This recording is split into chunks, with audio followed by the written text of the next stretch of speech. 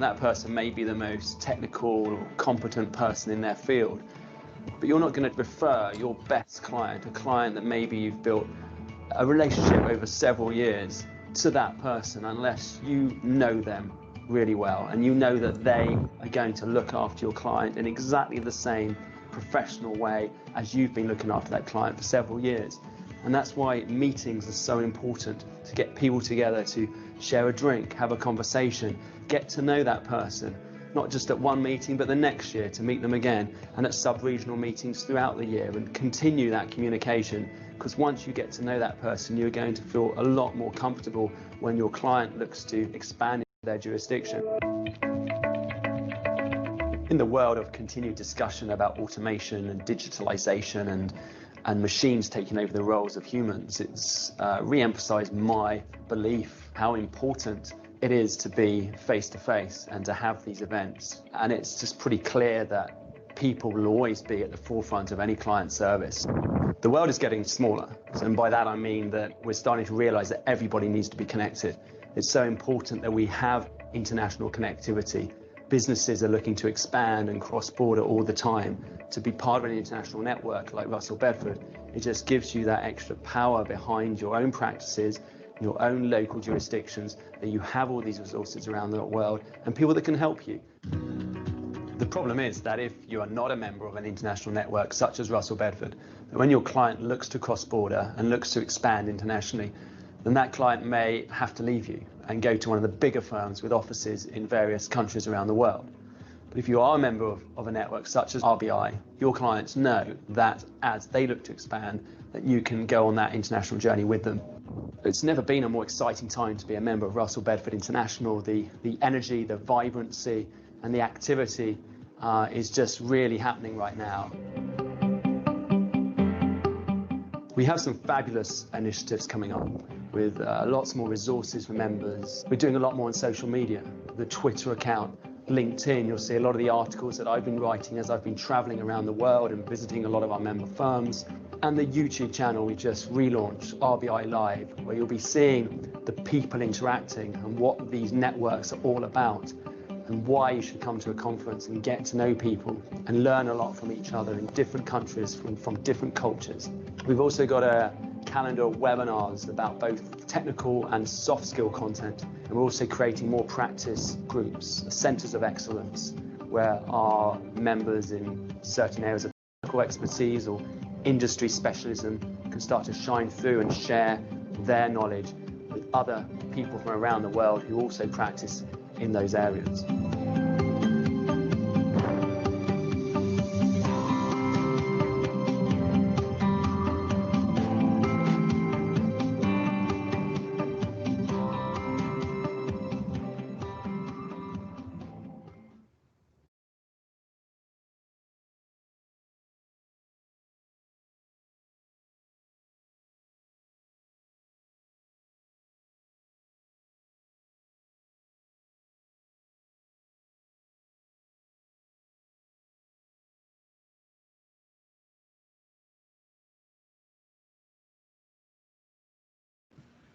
Sergio está sin audio.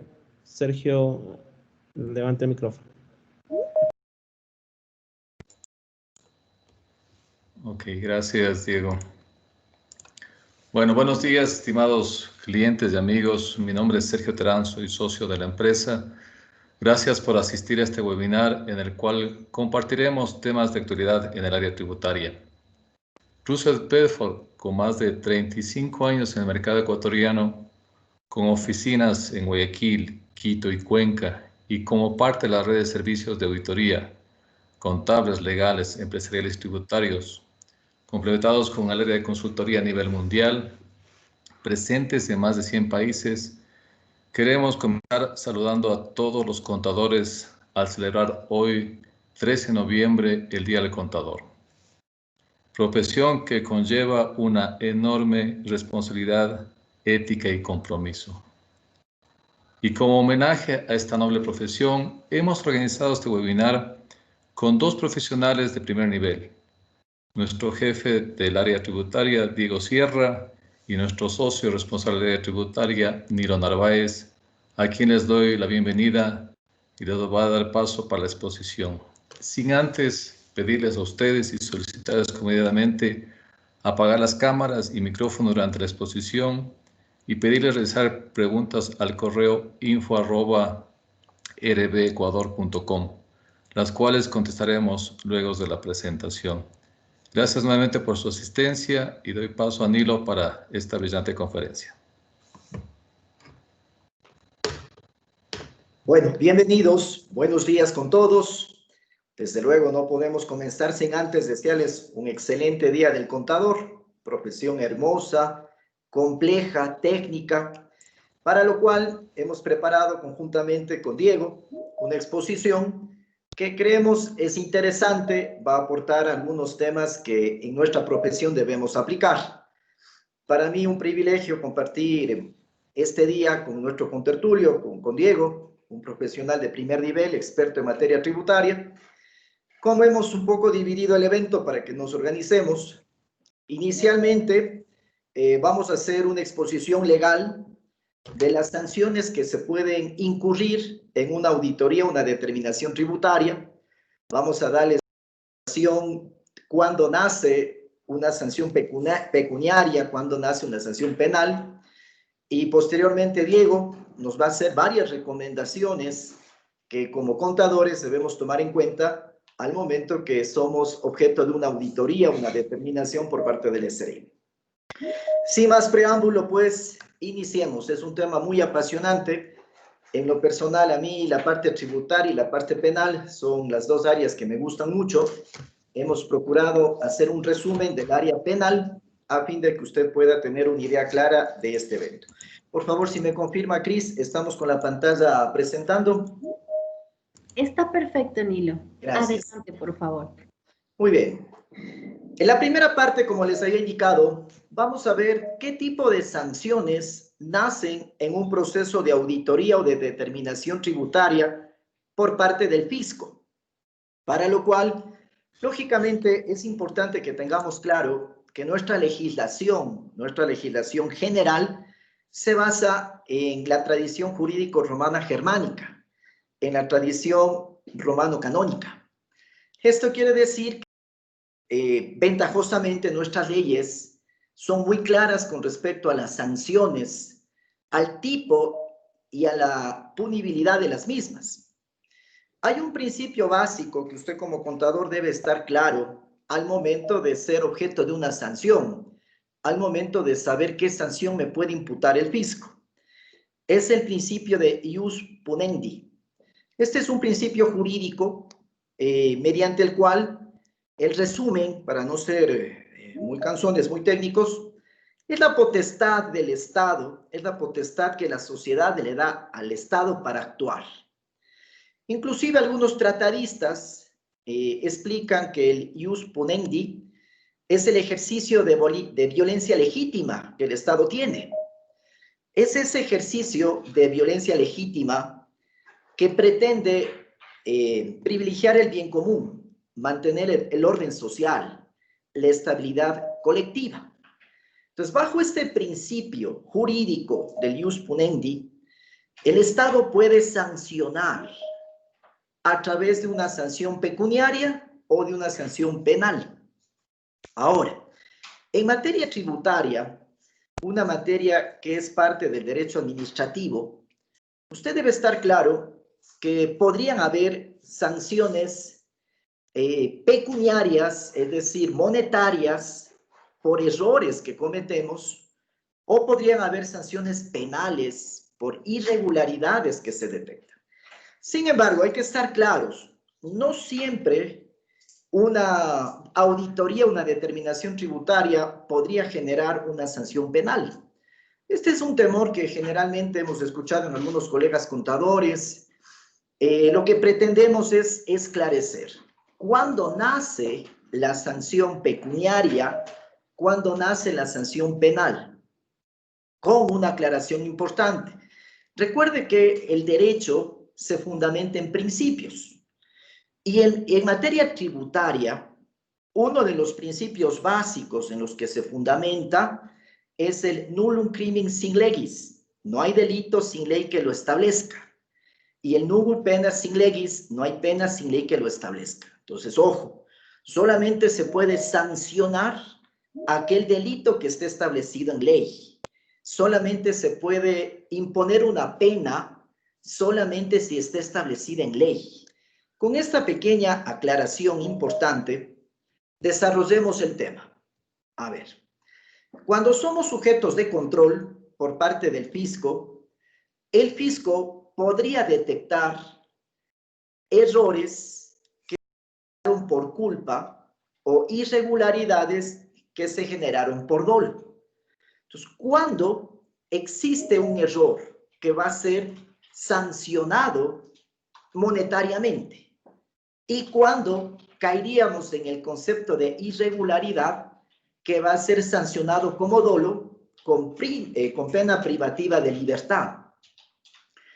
Los errores, las infracciones tributarias nacen de la culpa. ¿Ya? ¿Qué es la culpa?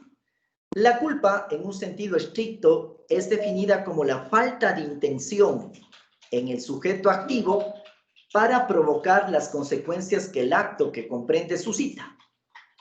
La culpa particularmente puede ser consciente o no, pero quien realiza una acción de la cual se obtiene el resultado como un daño o perjuicio para un tercero, no percibe dicho fin de manera consciente.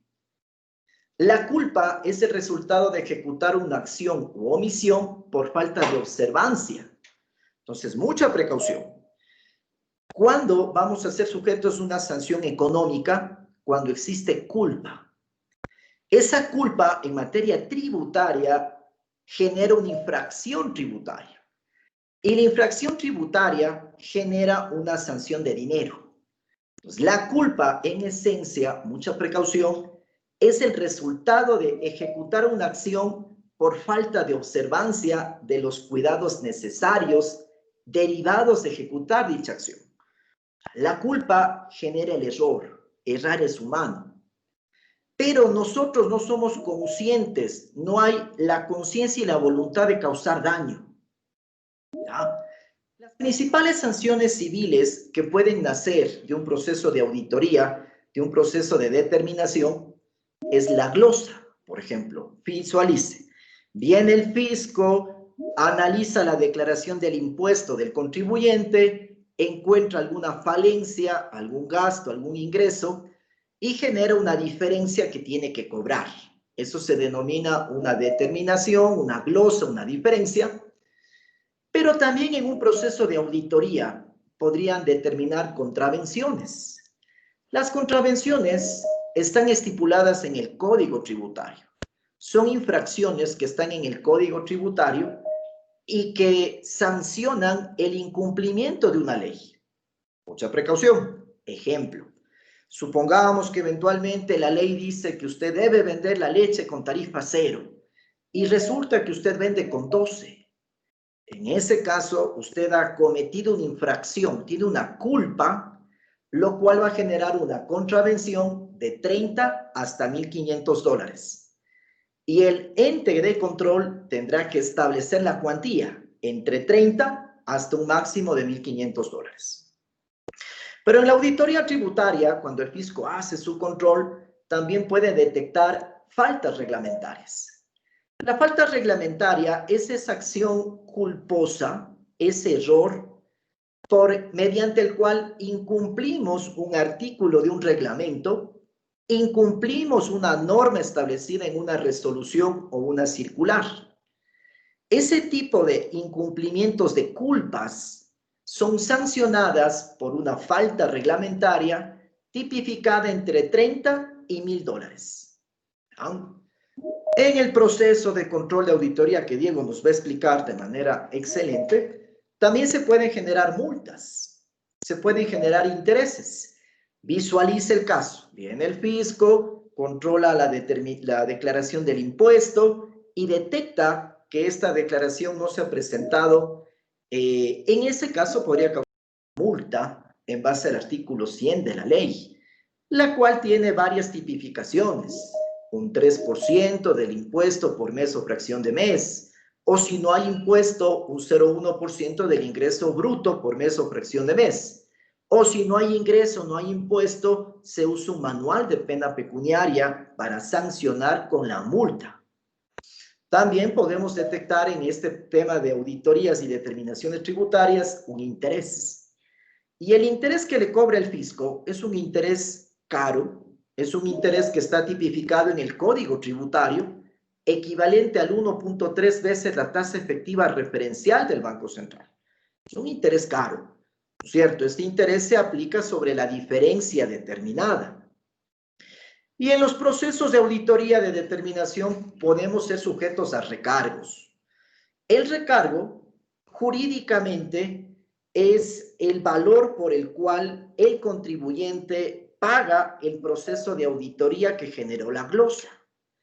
Este es un tema doctrinario.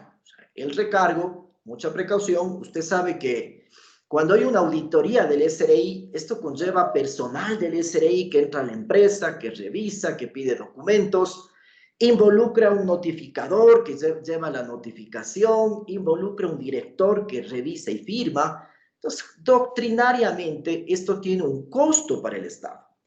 Y ese costo para el Estado doctrinariamente se le debe cobrar al contribuyente que ha sido sujeto a esta glosa.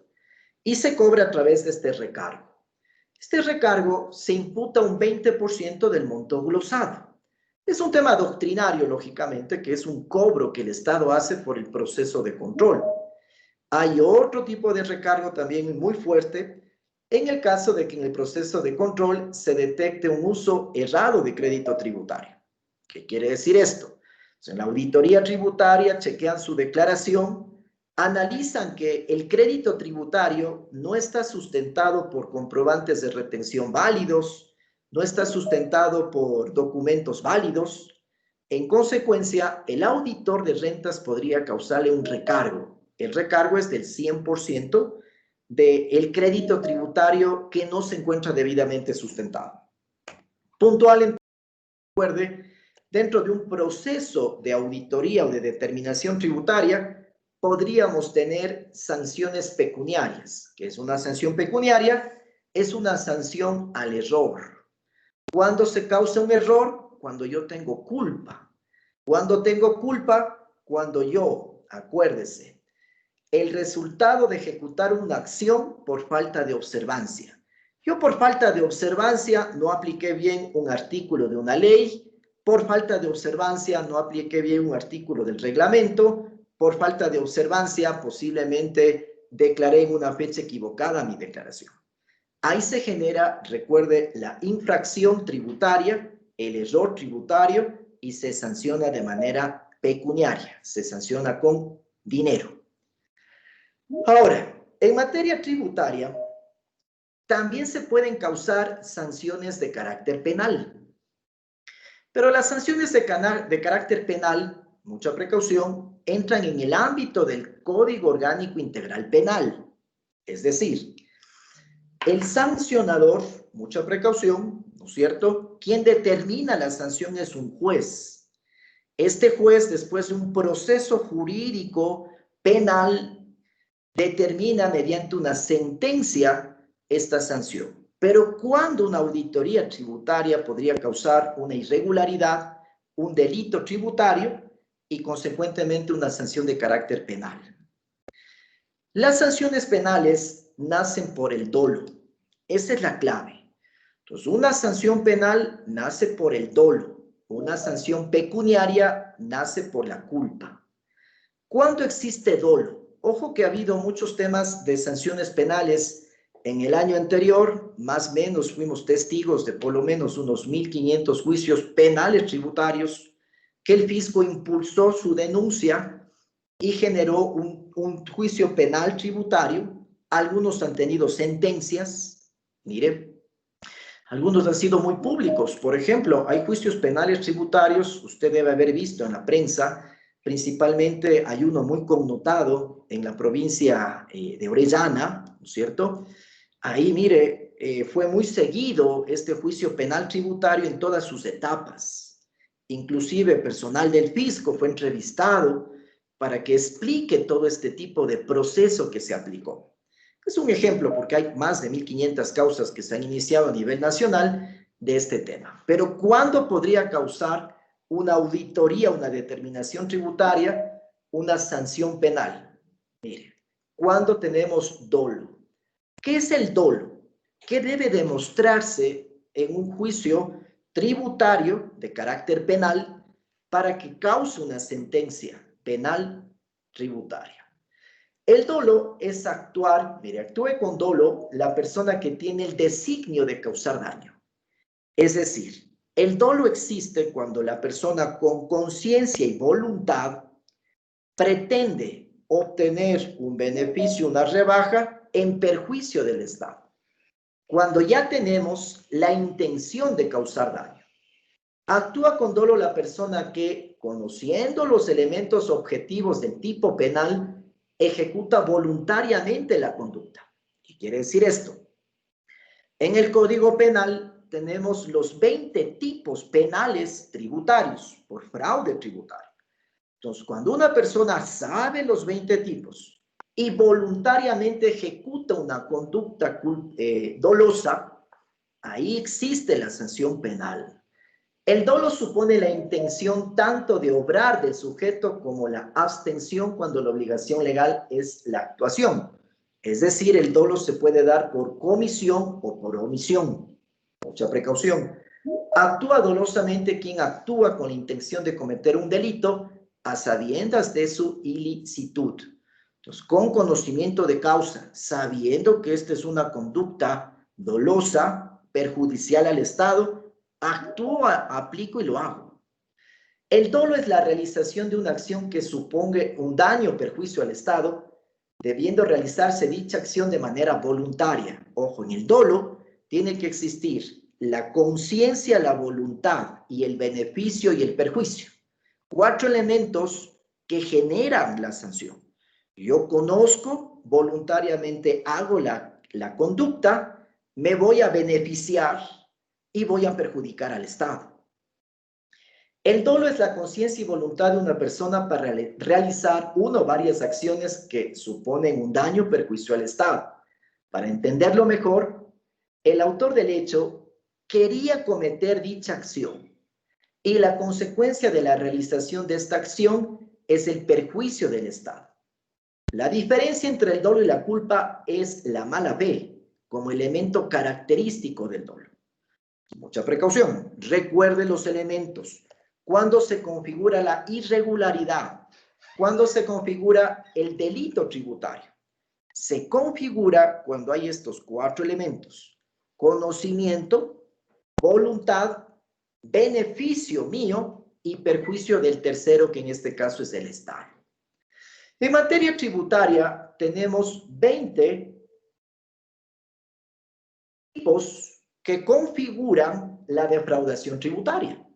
Vamos a hacer una pequeña explicación rápida de estos tipos, un repaso para que usted los conozca y cuánto es la sanción de privación de libertad en cada uno.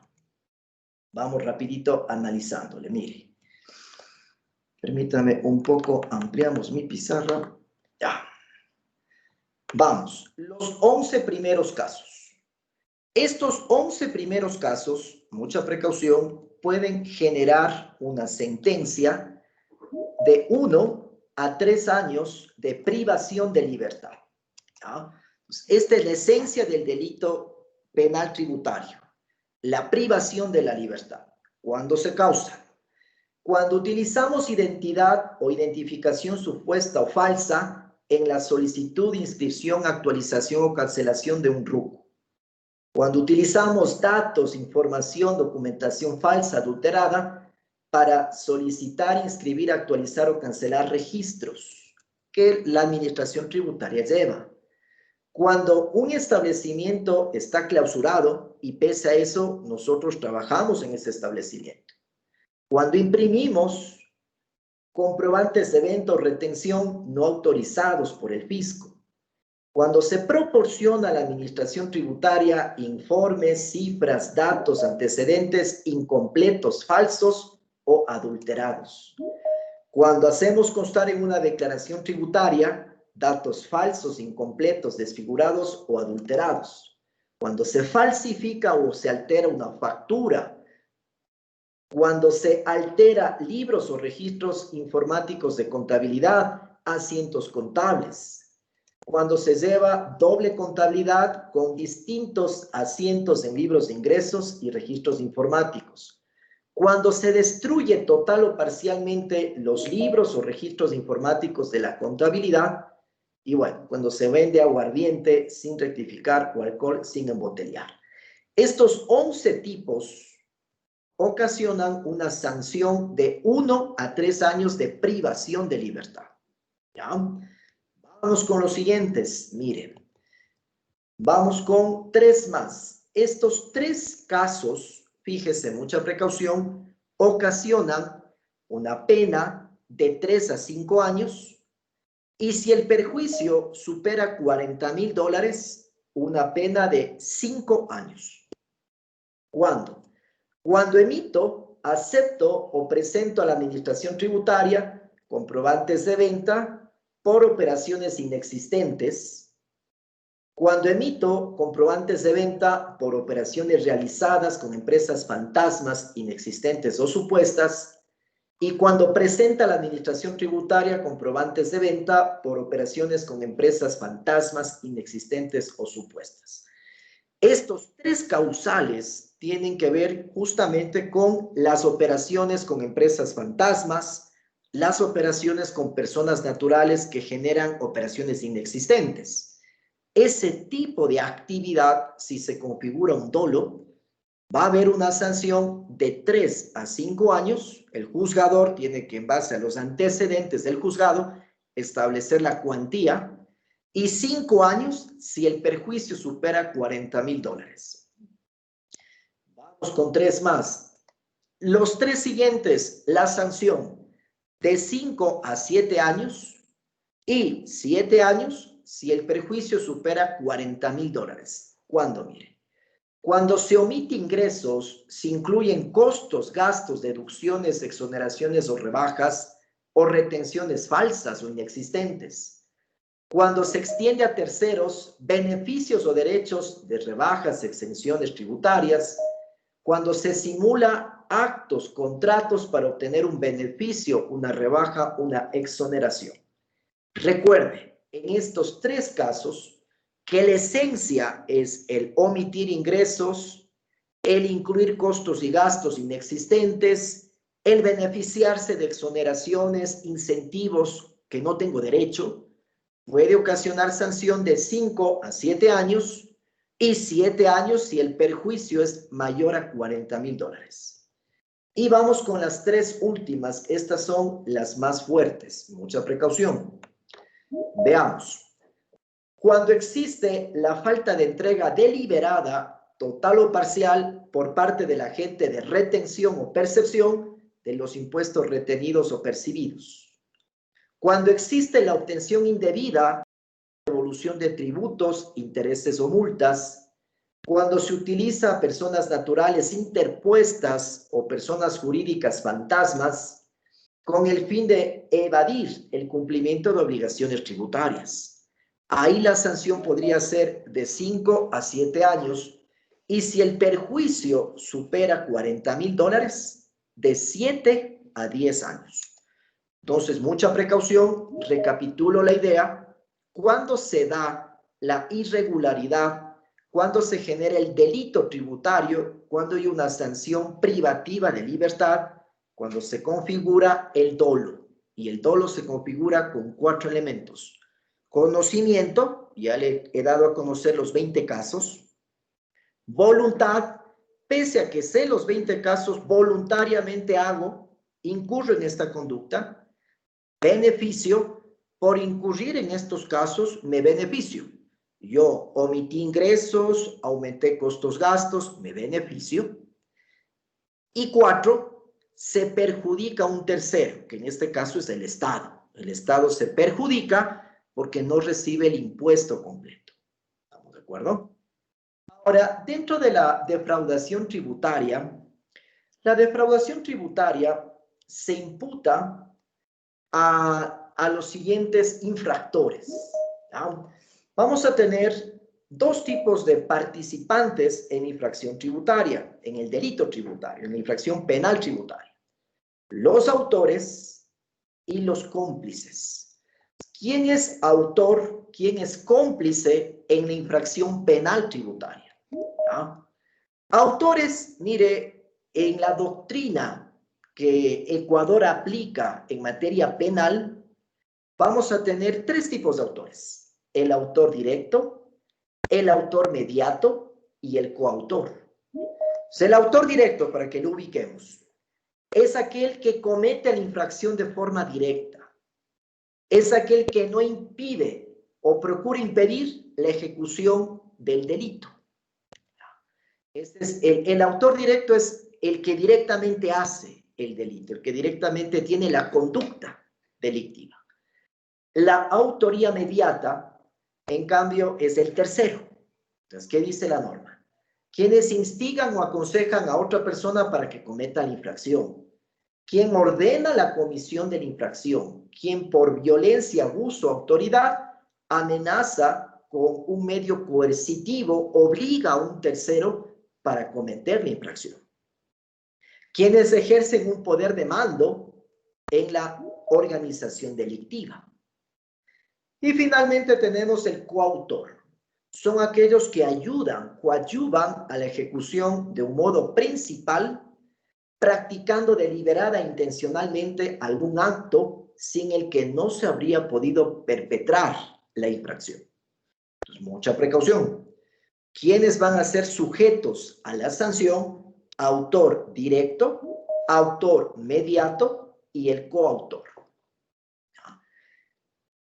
Inclusive, la norma nos aclara en el artículo respectivo que el representante legal y el contador, respecto a las declaraciones y actuaciones, son responsables como autores de la defraudación tributaria. Son responsables como autores de la defraudación tributaria. Ahora, dentro de la participación en infracción penal, también tenemos al cómplice. El cómplice responde como cómplice la persona que dolosa, facilite o coopera con actos secundarios, anteriores o simultáneos a la ejecución de la infracción penal. De tal forma que, aún sin esos actos, la infracción se habría cometido. Entonces, ojo, el cómplice es aquella persona que tiene un actuar secundario. Es aquella persona que con o sin su actuar, la infracción igual se hubiera cometido. Recapitulamos entonces, recuerde, dentro de las auditorías tributarias, de las determinaciones tributarias, se pueden encontrar este tipo de sanciones de carácter penal. Mucha precaución. Hemos sido testigos de algunos temas, algunos procesos judiciales, inclusive hemos participado en la defensa de varios. Queremos simplemente, como firma, explicarle el mundo de las sanciones en carácter tributario, indicarle que esté alerta, que usted en su actuar profesional conozca este panorama jurídico que tiene relación directa con nuestra profesión. Nuestra profesión contable es hermosa, nuestra profesión contable es amplia, es una profesión muy técnica, pero que también tiene mucha control y puede generar inclusive sanciones de este tipo. Vamos a darle paso a nuestro jefe de impuestos, a Diego, quien nos ha preparado de manera muy buena, de manera muy amplia, de manera profesional, todo el tema de la auditoría y la determinación tributaria para que podamos avanzar. Por favor, Diego, permíteme dejar de proyectar.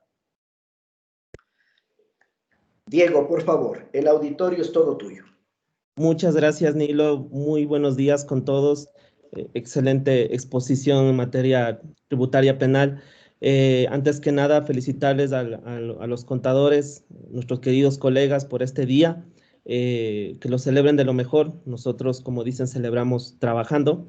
Entonces, muchas felicidades al contador ecuatoriano y esperamos que este webinar sea de de su completo agrado. Perfecto. El día de hoy vamos a establecer recomendaciones contables y tributarias en una auditoría, en un procedimiento de determinación tributaria.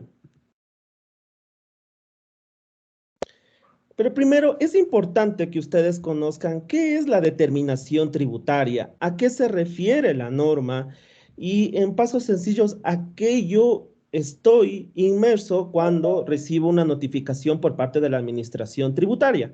Más adelante vamos a ver un proceso pequeño en el cual ustedes deben considerar y obviamente deberán tener la debida asesoría en todo este proceso que se ve inmerso incluso desde la parte contable, la parte legal, hasta acciones extraordinarias. ¿Qué es la determinación? Esto está establecido en el artículo 87 del Código Tributario y no es nada más que un conjunto de pasos o fases procedimentales encaminadas a declarar la existencia de la obligación tributaria o su inexistencia y en caso de existencia, fijar su cuantía. Eso debe considerarle que la administración tributaria, cuando abre un proceso de determinación, esto es lo que verdaderamente su objetivo, verificar la existencia de esa obligación tributaria. Si acorde a su contabilidad o acorde a lo que indica sus ingresos, sus costos y sus gastos. Es preciso considerar las formas de determinación a las cuales estamos inmersos.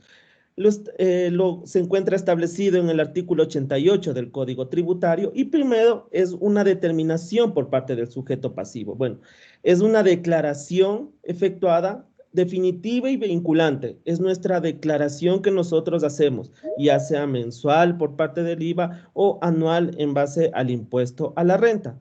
Después tenemos la determinación por parte del sujeto activo.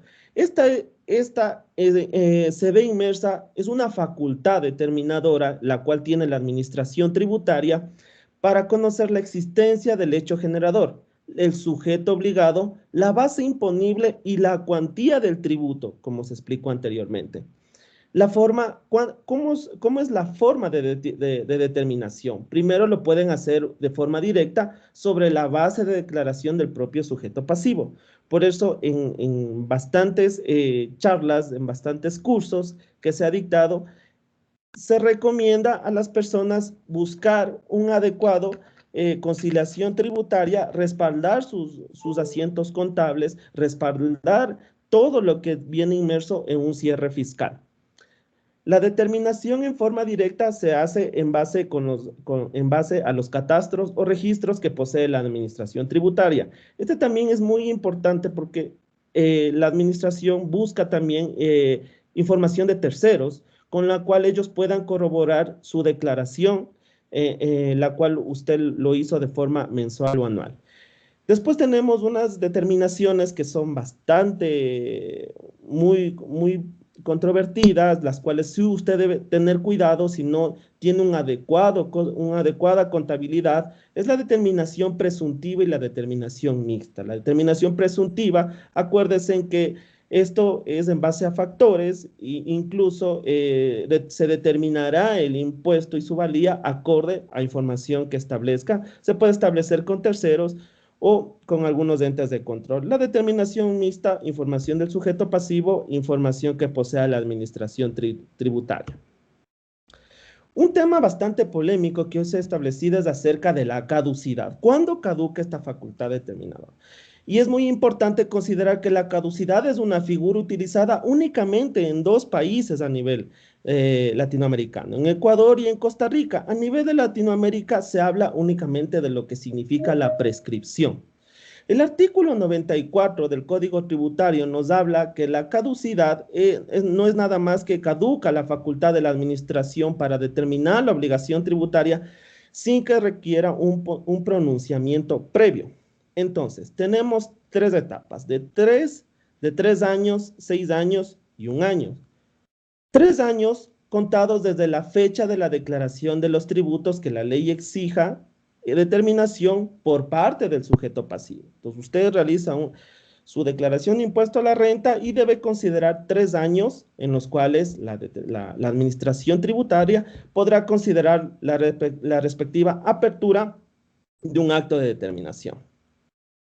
Vamos a los 6 años. Los 6 años contados desde la fecha en que venció el plazo para presentar la declaración respecto de los tributos cuando no se hubiere declarado en todo o parte.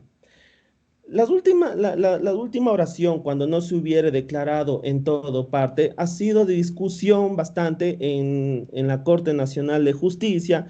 Incluso actualmente existe pronunciamientos, fallos jurisprudenciales en los cuales la Corte, los jueces han indicado que simplemente se debe interpretar la frase cuando no se hubiera declarado en toda parte cuando exista el ocultamiento de un rubro o de un tipo de renta, más no la simple diferencia numérica entre lo glosado y lo declarado. Tienen que considerar mucho esto en su ámbito cuando sean objeto por parte de una determinación tributaria, el plazo de la caducidad. Ahora, muy bien.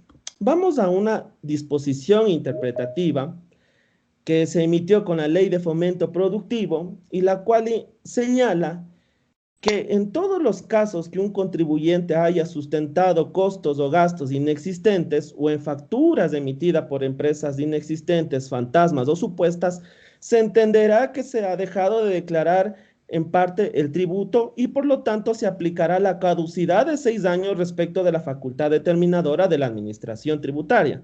Ahora bien, tenemos que considerar que esto simplemente es una disposición interpretativa, pero el objetivo fue incluso de carácter retroactivo. Se lo va a aplicar de carácter retroactivo.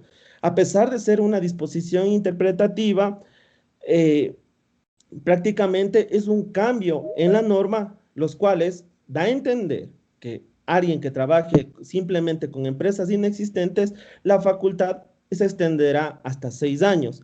Entonces, de lo que podemos ver actualmente, se podría decir que en algunos casos, el hecho de no declarar cierto ingreso, el hecho de no declarar ciertas facturas, prácticamente la facultad determinadora de la administración tributaria se va a ampliar a 6 años. Entonces, mucho cuidado con todas las declaraciones, las sustitutivas incluso, que usted pueda realizar en los periodos fiscales, ya que la declaración de ingresos que hizo en su debido tiempo será objeto de una determinación tributaria. Y en un año, cuando se trate de verificar un acto de determinación practicado por el sujeto activo o en forma mixta, contado desde la fecha de la notificación de tales actos. Perfecto. Ahora, en un proceso de determinación es importante considerar que tenemos 2 fases, la sede administrativa y la sede judicial. En sede administrativa se puede decir de que es una pelea, es una revisión entre el Estado y el contribuyente, en la cual obviamente tenemos que colaborar con la administración tributaria. Es conocido por todos que se llegan a discrepancias en la aplicación de la norma, incluso con esta ahora, con la aplicación de las normas internacionales de información financiera, los cuales obviamente se manejan criterios respetables, técnicos, por lo cual indicaba Nilo de que esta es una linda carrera porque es técnica, es bastante pura en lo que se refiere a ámbitos financieros, contables, tributarios, legales. Y la otra fase tenemos el contencioso tributario, la sede judicial, en la cual es un equiparamiento de fuerzas, la cual se deja potestad de jueces que puedan revisar la norma pura, las leyes, las circulares, las resoluciones y ver su aplicación en cada uno en el acto administrativo. Para lo cual es preciso considerar un proceso, ustedes estén conscientes de un proceso de determinación, la cual siempre va a iniciar con una orden de determinación, la cual será previamente notificada y usted cuando reciba esa notificación tiene que que revisar su caducidad y la interrupción de la caducidad. Debe revisar adecuadamente la norma, los plazos cuando realizó la declaración impositiva. Tendrá que revisar en qué fechas fue notificado y si se interrumpió o no. Incluso se podría declarar la suspensión. Acto seguido, usted tiene que conocer que ingresa a un proceso, a una auditoría, en la cual va a requerir información, van a tener inspecciones, van a tener comparecencias. Las inspecciones serán in situ para revisiones de registros, de procesos. Hemos podido revisar que incluso aquí es muy importante el informe de cumplimiento tributario de las empresas que estén sujetos a auditoría, que basados en ese informe van a revisar sistemas contables, información acerca de los apoderados, representantes legales, asesores tributarios, etcétera. De igual forma, usted tendrá que colaborar con la administración tributaria para deslindar objetos, normas, glosas en las cuales la administración tributaria crea que no hizo uso, que no aplicó de forma adecuada. Obviamente, si existen rubros en los cuales no se puede justificar, usted estará sujeto a comparecencias, en la cual se va a emitir un acta de constancia en la cual lo que se trató y explicar rubros, procesos, aplicación de normas. Todo este proceso, el auditor tributario deberá justificar su trabajo cada 15 días ante el sujeto pasivo. Después de esto, nosotros tenemos un acta borrador que no es impugnable, es un acto de simple administración que va a contener la motivación, hechos, glosas, saldos a favor, multas, cargos o intereses. Usted tiene 20 días para aceptar, justificar, descargar o soportar este acta borrador. A través de esto usted puede tener comparecencias y en 20 días usted puede aceptar total o parcialmente. Si usted acepta totalmente, perfecto, se emite el acta de determinación, se procederá a realizar sustitutivas si así lo requiere la norma. Incluso en la última modificación de la normativa tributaria señalaba específicamente que las sustitutivas se realizarán específicamente lo que indique la administración tributaria. Usted no puede realizar otro tipo de rubros, las sustitutivas. Obviamente usted podrá solicitar pagos o facilidades de pagos. Después de esto, usted tendrá 20 días en la cual se emitirá el acta de determinación con la respectiva razón de notificación, en la cual usted aceptará pagar o podrá solicitar facilidades de pago. De igual forma, si acepta, se emite la sustitutiva o se solicita facilidades de pago. La no aceptación total o parcial, usted tendrá derecho a presentar un reclamo administrativo, en la cual tienen 20 días para impugnar en sede administrativa mediante un reclamo administrativo o 60 días en sede judicial. En este proceso del reclamo administrativo, que tiene una duración de 120 días, en 8 días usted podrá legitimar, completar o aclarar este proceso. Se abrirá un término de prueba, en ningún caso excederá de 30 días. Se solicitará una audiencia hasta el día 100, y en la cual usted igual tendrá que comparecer para indicar acerca de lo que se está impugnando. Ahora bien, en este proceso del reclamo administrativo hasta la resolución del reclamo administrativo, se puede abrir una determinación complementaria. Entonces puede existir un nuevo acto de determinación sobre el acto de determinación del cual existe, y otra vez después de la determinación complementaria regresamos hasta el punto inicial, que significa la orden de determinación. Perfecto. Con la determinación complementaria, ¿sí? Una vez que se ha podido justificar, conversar con la administración y se expide debido a la resolución del reclamo administrativo debidamente motivada, tenemos 60 días para impugnar en sede judicial. Después de esto, es un proceso contencioso tributario en las cuales ustedes demandarán a la administración tributaria acerca de si no están si no están de acuerdo con el acto de determinación, con la resolución, y también adicional necesitarán un abogado en el cual les asesorará en este procedimiento y ustedes deberán deslindar, es un proceso largo, ¿sí? Ustedes deberán deslindar los actos de la administración tributaria. Como ven, el proceso se necesita trámites, se necesita autentificar toda la documentación, son trámites ordinarios y también sumarios.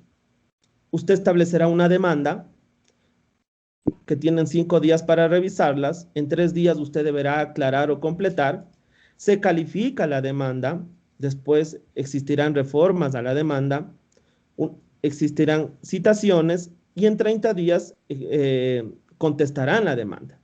Tienen 5 días para revisar y después vendrá su calificación de la demanda. Viene una audiencia preliminar en el cual se le conoce el saneamiento, se declara la validez procesal o excepciones previas, pueden ser subsanables, mandar corregir la demanda. Se trata el objeto de la litis, la presentación y la contestación de la demanda, hay anuncio de pruebas y obviamente la calificación de las pruebas. En la audiencia vienen los alegatos iniciales, la práctica de la prueba, los alegatos finales y una sentencia oral. Tienen 10 días para presentar la sentencia escrita y en 3 días usted puede pedir recursos horizontales ordinarios, aclaración o ampliación, cuando no se ha pronunciado sobre intereses, costas y multas, pero no cambia el sentido de la sentencia. Acto seguido viene una sentencia ejecutoriada y en la cual a nivel del contencioso tributario usted tendrá un último recurso extraordinario de casación. Como ustedes pueden revisar, es un proceso largo, pero adicional al contencioso tributario, ustedes tienen otra vía, que se la conoce como el recurso de revisión. El recurso de revisión en las cuales ustedes prácticamente ya no pelean la demanda, ya no pelean el objeto, ya no pelean, sino que ustedes tienen que encauzar en estas causales, ¿sí? Tienen que dirimir en causales, en las cuales están establecidas en el respectivo código y señala que de la 1 a la 3 deberá ser resuelto en 3 años, o en las causales 4 o 5 en 30 días desde que se ejecutoria la sentencia. Se pelea las causales, no la glosa, y se realiza sobre el reclamo administrativo. Existe un escrito de insinuación, un informe jurídico de procedencia y la resolución del recurso de revisión. De usted no realizar ni impugnar en sede contencioso tributario y no realizar ningún acto en sede administrativa como es el recurso de revisión, prácticamente se emitirá el título de crédito, se va a notificar, obviamente vendrán el reclamo sobre títulos del crédito o derechos de emisión, la resolución del reclamo del título del crédito, en la cual se juega un papel importante los días, en sede judicial 60 días, también se puede hacer impugnar el título de crédito. Viene un proceso de ejecución, un auto de pago, o tranquilamente usted puede finalizar hasta aceptar el pago y solicitar las debidas facilidades.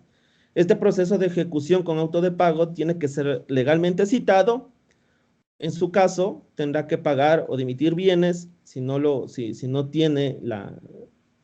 puede realizar de forma inmediata, y si no paga el 4.º día, vendrá el embargo y, por último, el remate.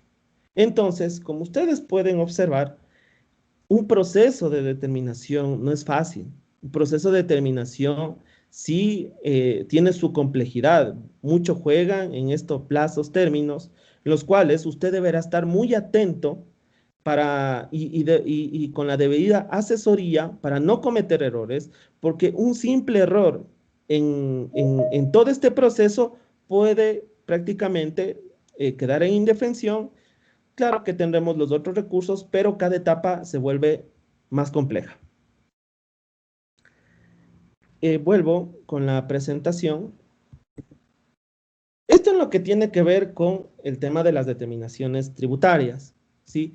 Ahora vamos a ver aspectos contables.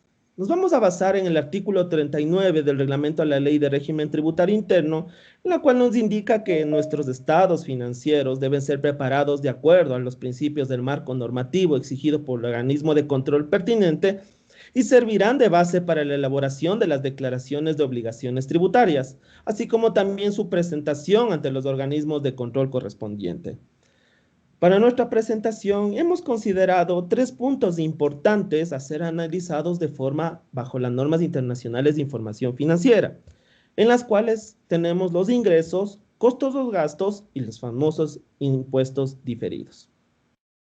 En lo que se refiere a los ingresos, una empresa que esté sujeta a las normas internacionales de información financiera debe conocer que deberá aplicar la norma internacional de información financiera 15 y deberá establecer los 5 pasos para un reconocimiento de ingresos. La identificación del contrato, identificar las obligaciones de desempeño, acto seguido va a determinar el precio de la transacción. Cuarto, va a asignar el precio a cada obligación de desempeño y como quinto, va a reconocer ingresos de cada obligación de desempeño si es que se cumple. Entonces, no se olvide que cuando usted vaya a determinar ingresos, estamos hablando en un lenguaje netamente NIFS, usted deberá cumplir estos 5 pasos y deberá sustentarlos de manera fehaciente ante la administración tributaria. Ahora bien, en lo que se refiere a costos y gastos, prácticamente hemos podido observar en las revisiones que solicitan nuestros clientes acerca del costo de ventas. Y la verdad nos encontramos de que existen empresas que no están llevando muy bien lo que es el control del costo de ventas. Hay que considerar el tema de sus ajustes, que el mayor de los inventarios, el mayor del costo de ventas, en lo posible no deben constar ajustes. Toda salida de inventario, todo egreso de inventario se debe realizar con la respectiva factura. Y el método del costeo también ha sido bastante cuestionado porque las empresas no están aplicando muchas veces incluso de problemas de sus programas contables que no son revisados adecuadamente. Por eso sugerimos que realicen una revisión de sus CARDEX, realicen una revisión del costeo de sus productos para ver si están acorde a la NIC 2 y al párrafo 25 acerca del costeo de los productos. Acto seguido tenemos el deterioro de los inventarios. Las empresas deben conocer que presentar estados financieros reales, conocer el estado de sus productos, significa la aplicación de un BNR. Entonces, ese cálculo en el cual permite conocer la obsolescencia, el deterioro de sus inventarios. Acto seguido, la NIF 9, de igual forma, nos habla acerca del deterioro de cartera. Hoy en día, con toda la situación que estamos pasando, es muy importante que usted haga un análisis financiero acerca de sus cuentas por cobrar y sus cuentas por pagar. Entonces, nos hemos encontrado, versus los análisis que demanda la norma, ajustes de deterioro de cartera muy importantes. Acto seguido, tenemos los beneficios empleados del reconocimiento de beneficios a corto, a largo plazo o por despidos. Aquí se ve inmerso lo que es el tema de la jubilación patronal y de desahucio, que recuerde que desde el próximo año existe la modificación y cambio en su tratamiento contable y tributario, para el cual usted debe tener sustentado ante la administración tributaria con el cálculo actuarial del experto en la materia. El deterioro de los activos fijos, basados en la NIC 16 y en la NIC 36, este deterioro de los activos fijos también demanda que muchas veces reevalúen los activos y es importante que ustedes conozcan que esa reevaluación tiene impactos tributarios. Y ahora, como última norma, la norma de arrendamientos, la NIC 16, en la cual también el debido órgano emitió un alcance a esta norma para el tratamiento hoy en día de la situación en la cual estamos pasando. Entonces, tomen en consideración que un proceso de determinación, ustedes tienen que tener el control, el respaldo, el análisis técnico, el pronunciamiento del experto en la materia, si así lo requiere, de estos rubros que han tenido mucho impacto en los últimos pronunciamientos de actos de determinación y en la sala de lo contencioso tributario. En los aspectos contables, como último punto, tenemos el impuesto a las ganancias, la NIC 12. Es verdad que existe esta pugna entre las normas internacionales financieras y el reconocimiento por parte de la administración tributaria, que actualmente son 13, reconoció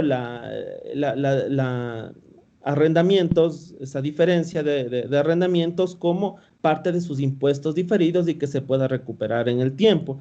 Pero no nos olvidemos la resolución de la Superintendencia de Compañías, la número 6, emitida en Registro Oficial 94 del 23 de diciembre del 2009, todavía vigente, en la cual nos señala que todas las transacciones u operaciones económicas de la compañía serán contabilizados bajo los principios contables vigentes, muy independiente del tratamiento que sobre determinada transacción u operación establezca la legislación tributaria, lo que corresponderá solo para efectos impositivos.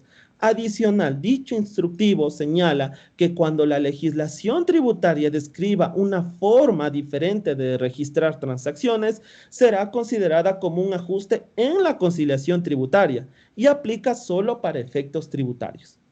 De igual manera, la parte tributaria, la ley de régimen tributario interno, nos habla acerca que para efectos tributarios se permite el reconocimiento de activos y pasivos por impuestos diferidos únicamente en los casos y condiciones que establezca el reglamento, que en este caso son 13 casos de impuestos diferidos. Y en caso de existir divergencia entre las normas tributarias y las normas contables y financieras, prevalecerá obviamente las primeras. Entonces, sí, hemos tratado y en las diferentes con la administración tributaria, es un análisis bastante técnico en la cual debe tener el debido sustento y obviamente presentar ante la administración en un proceso de determinación su punto en las cuales usted defenderá por qué reconoció ese activo por impuestos diferidos. Y finalmente, vamos a los aspectos tributarios. Obviamente, todo en un triángulo en el cual, mediante nuestros ingresos y la deducción de costos y gastos, llegamos a una conciliación tributaria. A lo que tiene que ver con los ingresos, usted deberá respaldar prácticamente con todo lo que enmarque los ingresos de fuente ecuatoriana establecido en el artículo 8 de la Ley de Régimen Tributario Interno, las exenciones enmarcadas en el artículo 9 y las exoneraciones que se configuran en la Ley de Régimen Tributario Interno en el artículo 9.1 hasta el 9.7. Entonces usted, sí, mucho cuidado con el tema de los ingresos. Ya vimos que el no declarar ingresos, el acto de determinación, la facultad determinadora de la administración tributaria puede ampliarse hasta 6 años. Y otro de los errores consecutivos que se ha podido ver ante la administración tributaria son los impuestos pagados en el exterior, en la cual nos señala que cuando usted reciba rentas del exterior en las cuales fueron sujetos a imposición en países que no sean paraísos fiscales, usted prácticamente excluirá de la base imponible en el Ecuador y se tratarán como rentas exentas. Muchos de los errores y prácticamente determinaciones por parte de la administración tributaria es que se utilizan, ese ingreso se le reconoce como gravado y las retenciones aplicadas en otros países que por lo general el porcentaje es superior al ecuatoriano, se lo considera como crédito tributario. Entonces, ese efecto genera un crédito tributario que cuando solicitan la devolución, obviamente la administración tributaria en toda la facultad y todo el bagaje legal y normativo es determinado este tipo de ingresos y señala que estos deben tratarse como rentas exentas en la conciliación tributaria. Esto es todo el marco de lo que tiene que ver con los ingresos, pero recordemos que es muy importante también considerar el tema del IVA, que es un cambio en el cual lo deben considerar ya que se lo realizó el año anterior y muchas empresas también estamos observando que no lo están aplicando de forma adecuada. El artículo 66 de la Ley de Régimen Tributario Interno cambió el sentido en la cual indica que únicamente se podrá tomar como crédito tributario los que se destinen a la producción y comercialización. Es esa cadena en la cual, en la cadena de producción y comercialización que genera fuentes para la compañía, que genera las debidas rentas a la compañía. Únicamente sobre esos procesos usted deberá considerar el crédito tributario. Mucho cuidado con eso. Eso también ha sido objeto de glosas, que no han podido sustentar el crédito tributario utilizado para que esté asociado con la renta, con la producción o con la comercialización de la compañía. Entonces, muchos gastos han sido imputados. El IVA de esos gastos han sido imputados. En lo que se refiere a costos y gastos, como lo expuso Nilo, es muy delicado el hecho de trabajar con empresas inexistentes, fantasmas, o contribuyentes con transacciones inexistentes, para lo cual lo enmarca el reglamento de la Ley de Régimen Tributario Interno en su artículo 24, 25.1, y al fallo de triple reiteración de la Corte Nacional de Justicia, publicado en Registro Oficial 894, el 1 de diciembre del 2016, en la cual únicamente se indica que usted debe completar el círculo, no basta con la factura, no basta con la retención, no basta con el pago, debe haber esa esencia económica, debe existir ese hecho generador para sustentar la transacción. Ahora bien, las empresas inexistentes son aquellas que no es posible verificar la ejecución real de un proceso productivo y comercial. No se puede verificar incluso su constitución, sea a través de documentos tanto públicos como privados. Entonces, obviamente, el hecho de trabajar con una empresa fantasma van a verificar la real constitución de esa compañía y muchas veces no se encuentran ni en el lugar en el que fue registrado. Empresas fantasmas o supuestas. La constitución mediante una declaración ficticia de voluntad o con ocultamiento deliberada de la verdad. Aparentan la existencia de una sociedad, pero es una empresa o actividad económica para justificar supuestas transacciones, ocultar beneficios, modificar ingresos, costos o gastos o evadir obligaciones. Entonces, mucho cuidado con toda esta conceptualización que hoy día se presta, ya que obviamente, el hecho de trabajar con empresas inexistentes y fantasmas tiene afectación penales.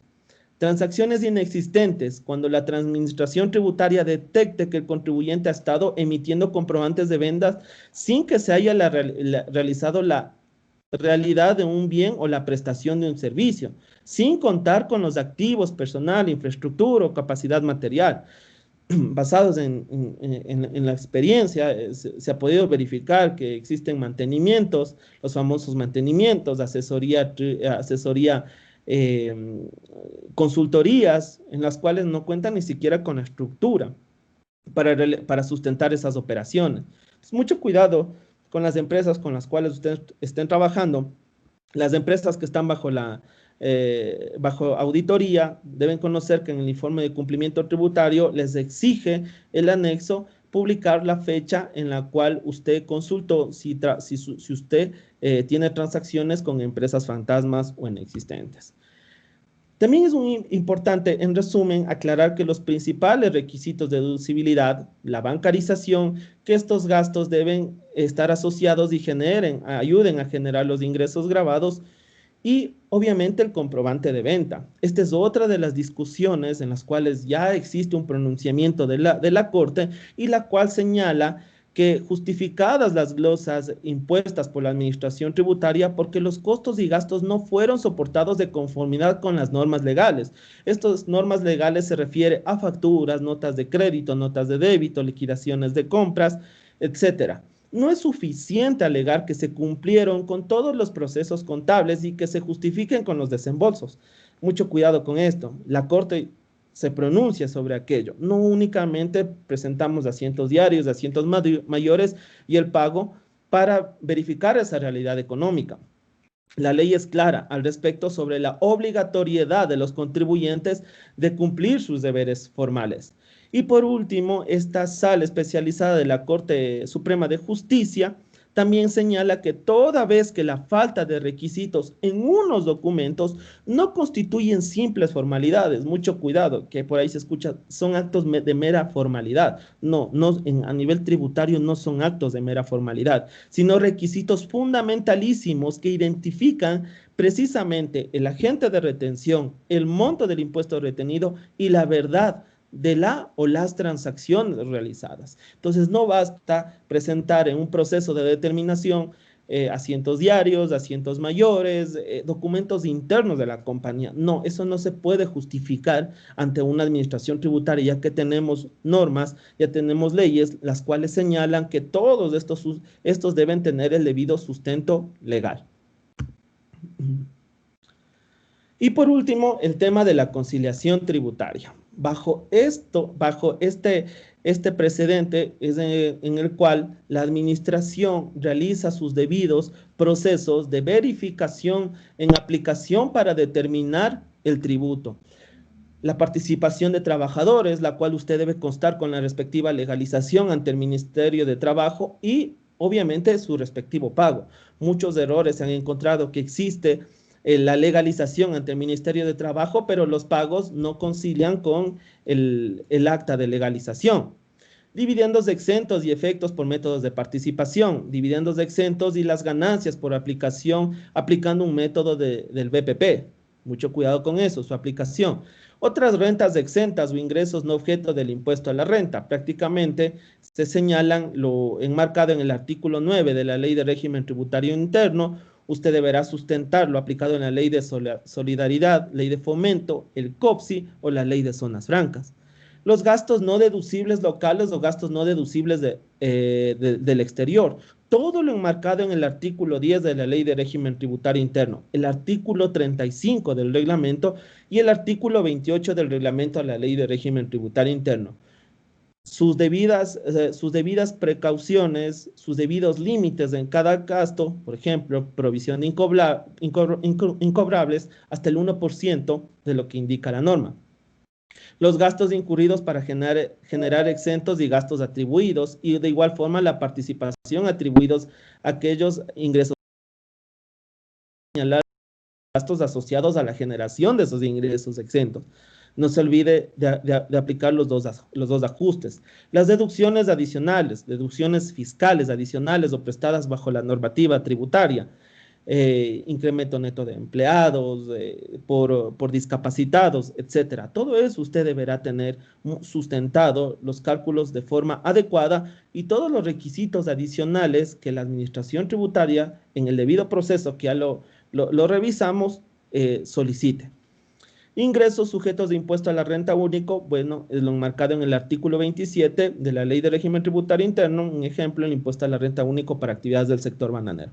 Esto es lo que tiene que ver con diferencias permanentes. Y bueno, obviamente vienen las diferencias temporarias, todo lo enmarcado en los impuestos diferidos, vigentes tributariamente, a partir de la Ley de Prevención y Fraude Fiscal emitida en el año 2015, en la cual señala actualmente tenemos 13 casos de impuestos diferidos y con la última incluida los arrendamientos como lo habíamos indicado. Bueno, eso es por el momento mi exposición. Espero que haya sido de su agrado. Sí, tomen en cuenta mucho los temas que se está discutiendo el día de hoy. Y las debidas precauciones en estos procesos de determinación a nivel contable, a nivel tributario y el debido sustento de sus conciliaciones tributarias. No está por demás indicarles de que deben solicitar la debida asistencia cuando ustedes crean que no están aplicando de manera adecuada o genere dudas en el proceso, y toda esa asistencia o toda esa capacitación que ustedes también puedan recibirla servirá para disminuir errores y no verse inmersos en sanciones como lo explicó en la primera exposición Nilo. Por mi parte, quiero agradecerles. Muchas gracias a todos. Sí, y espero que sirva de su valía estas dos magníficas exposiciones del día de hoy.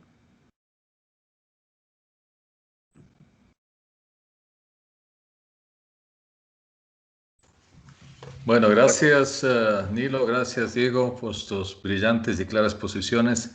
Creo que ha sido un buen homenaje al Día del Contador. Agradecemos por la presencia a todos ustedes. Existen varias preguntas que debido a la cantidad y por el tiempo vamos a invitar a contestarlas vía electrónicamente, vía correo, todas estas inquietudes que tienen nuestros amigos y clientes.